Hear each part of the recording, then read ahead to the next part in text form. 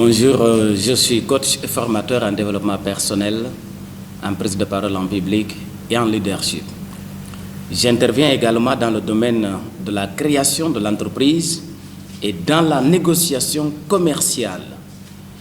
Très bientôt, je vais proposer au public un nouveau module intitulé « La guérison des blessures intérieures ».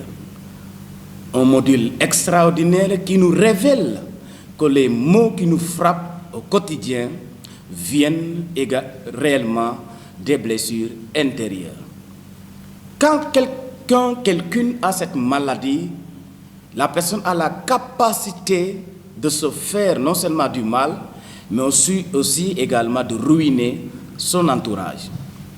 Alors aujourd'hui, je suis très content, très heureux de vous rencontrer à travers cette vidéo. Je partage avec vous un enseignement intitulé « Ne renonce jamais ». Le renoncement. Il est important dans la vie de comprendre certains principes si nous voulons réellement avoir une belle histoire qui va inspirer les autres. Car une chose, c'est de vivre, une autre chose, c'est d'avoir une vie qui devient comme un livre ouvert qui va servir à d'autres générations. Pourquoi il ne faut jamais renoncer dans la vie? Parce qu'en renonçant ou en se renonçant, on tourne le dos à notre avenir, à notre destinée. Or que tout un chacun de nous a une histoire à écrire. Tout un chacun de nous a une destinée à accomplir. Il est dit, ceux qui gagnent n'abandonnent jamais. Et ceux qui abandonnent ne gagnent jamais. C'est pourquoi tu ne dois jamais abandonner. Certainement, tu as fait 2 fois, qu'il soit le bac, qu'il soit le BFM, tu n'as pas réussi. Tu ne dois pas abandonner. Si tu abandonnes, tu ne vas jamais gagner. Certainement, tu as essayé une relation qui t'a coûté cher et qui t'a brisé le cœur. Tu n'as plus envie d'aimer quelqu'un ou quelqu'une. Il ne faut jamais renoncer. Certainement, tu as essayé d'entreprendre et tu as échoué. Je voudrais te rappeler que la réussite, c'est la somme de nos échecs.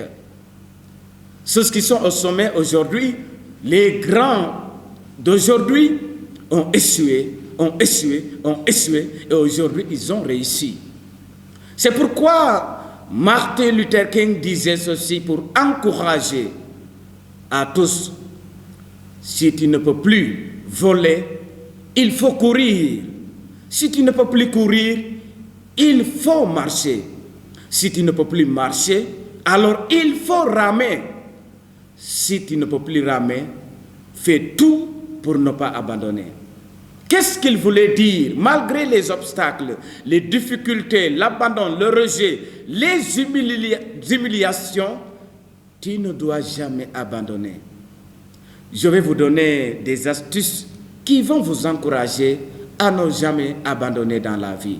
Tu as essayé de prendre la parole en public, ça n'a pas marché. Tu ne dois pas abandonner parce que le monde a besoin de t'écouter. Astuce numéro 1. N'abandonne jamais, car tu as une histoire à écrire. Ceux qui abandonnent deviennent des amateurs, deviennent des suiveurs. Ils ne sont pas satisfaits de leur vie. Alors, si tu veux avoir une vie qui va te satisfaire, il ne faut jamais abandonner.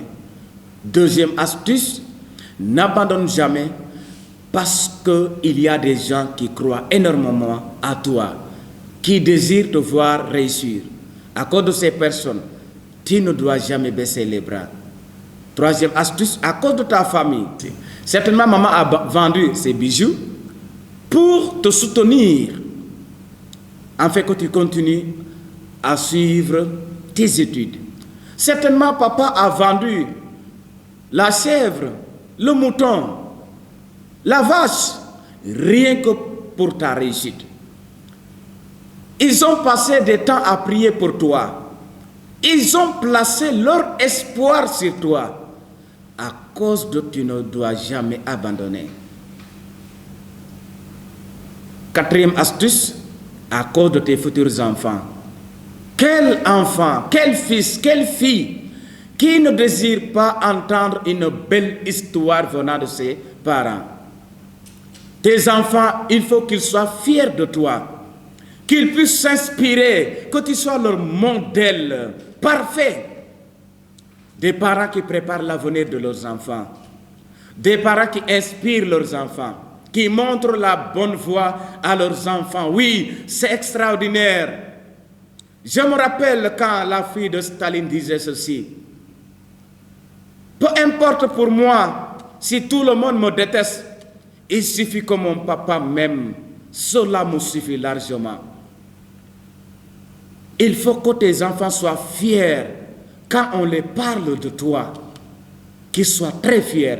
Donc à cause de tes enfants, oui, n'abandonne jamais. Dernière astuce, c'est à cause de tes ennemis.